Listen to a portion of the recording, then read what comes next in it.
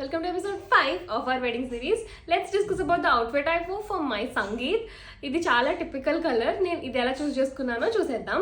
నా first reference వచ్చేసి ఇది వేసుకుంటే డాన్స్ చేయడానికి ఈజీగా ఉంటుంది అని చెప్పేసి ఇది నేను చూస్ చేసుకున్నాను. బికాస్ ఓన్లీ టాప్ దగ్గర హెవీ ఫ్యాబ్రిక్ ఉంది, కింద అంతా ప్లెయిన్ కాబట్టి ఎంత డాన్స్ చేసినా ఈజీగా ఉంటుంది క్యారీ చేయడానికి అని.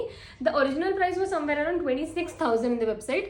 సో ఇది అవుట్ఫిట్ ఫ్రమ్ స్క్రాచ్ చేసినా తక్కువ కాస్ట్లో అయిపోతుంది. బికాస్ ఓన్లీ టాప్ ఫ్యాబ్రిక్ ఒక 1700 అలా పడినా, కింద మొత్తం ప్లెయిన్ ఫ్యాబ్రిక్ కాబట్టి కాస్ట్ కూడా చాలా తక్కువే పడుతుంది అండ్ ఈజీగా అయిపోతుంది అని అనుకున్నాను.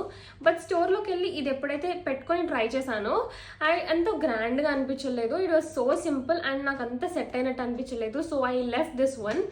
My second reference was this complete designer fabric. దీనికోసం నేను చార్మినార్లో చాలా తిరిగాను. బికాస్ చార్మినార్లో డిజైనర్ ఫ్యాబ్రిక్స్ ఎక్కువ ఉంటాయి కదా, ఇట్లాంటివి ఈజీగా దొరుకుతుంది అని చెప్పి చార్మినార్లో చాలా వెతికాను. బట్ నాకు నచ్చలేదు. సో ఫ్యాబ్రిక్స్ అన్ని ఎలా ఉన్నాయంటే కింద బార్డర్కి లైక్ హాఫ్ సారీకి ఏదైతే సూట్ అవుతాయో అవి ఉన్నాయి, లేకపోతే మొత్తం సీక్వెన్స్ వర్క్ ఉంది. నాకు సీక్వెన్స్ వర్క్ అంత నచ్చలేదు. సో నేను అవి వెతికాను కానీ దొరకలే. అంతా వెతికేసాక లాస్ట్కి మా ఇంటి దగ్గరలో నర్సింగ్ ఇంకా మేమ్ సాబ్ ఉంటుంది, నిజాంపేట్ బ్రాంచ్. అక్కడ వెళ్ళి ట్రై చేద్దామని అక్కడ చూస్తే నాకు మేమ్ సాబ్లో ఈ ఫ్యాబ్రిక్ నచ్చింది. అదే దగ్గర పెట్టుకొని మొత్తం తిరిగినట్టు అయింది నా పని. ఇక్కడ ఇల్లుంటే ఈజీగా అయిపోయేది. ఇది చూడగానే ఈ కలర్ వచ్చేసి చాలా టిపికల్ అండ్ నా వేరే వెడ్డింగ్ అవుట్ఫిట్స్ దేంతో మ్యాచ్ అవ్వదు. ఇది చాలా డిఫరెంట్గా ఉంది ఇది. సో ఇది నేను సెలెక్ట్ చేసుకున్నాను.